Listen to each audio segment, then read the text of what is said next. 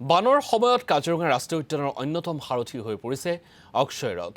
2019 বৰ্ষৰ কাজিৰঙাৰ প্ৰলয়ংকাৰী বানৰ সময়ত বলিউডৰ তাৰকা অক্ষয় কুমাৰে উদ্যানখনলৈ 1 কোটি টকা অনুদান আগবঢ়াইছিল।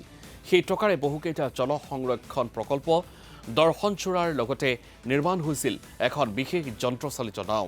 অক্ষয় ৰথ নামেৰে নামাকৰণ কৰা নাওখন প্ৰকৃতাৰ্থত এটা নৌকাবধ শিবিৰ।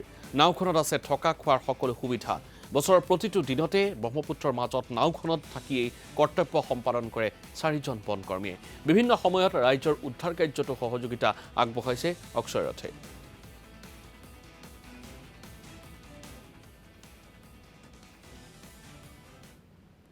এখনটো আমাৰ কাৰণে এটা আপুৰুগীয়া সম্পদ বুলি ক'ব লাগিব।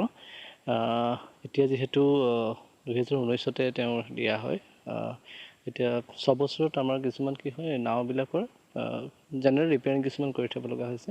তো একেই অক্ষয় ৰথো আমি ৰিপেয়াৰিং, মাইনৰ কিছুমান ৰিপেয়াৰিং কৰি পেলাই আকৌ আমাৰ যাতে বানপানীৰ লগত আমি মোকাবিলা কৰিব পাৰোঁ, তাৰ কাৰণে আমি উপযুক্ত কৰি তুলিছোঁ। হয়, অক্ষয় ৰথ মানে এইটো এটা আমি ফ্লটিং কেম্প বুলি এটা কনচেপ্ট আছে। তো তাত থকা খোৱা সকলো সেই অক্ষয় ৰথতে হয়, কেম্পটোতে হয়। আমি এতিয়া আমাৰ তাত 4জন মানুহ আছে।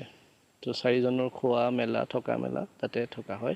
যিহেতু ব্ৰহ্মপুত্ৰত থকা হয়, তো তাত অলপ ৰিস্ক ফেক্টৰটো বেছিকৈ আছে।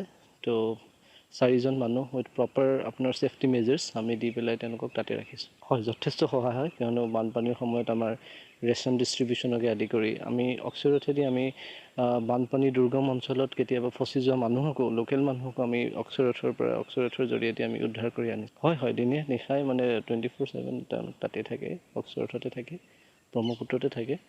তো তেনেকৈ তেওঁলোকে পহৰা দি আছে।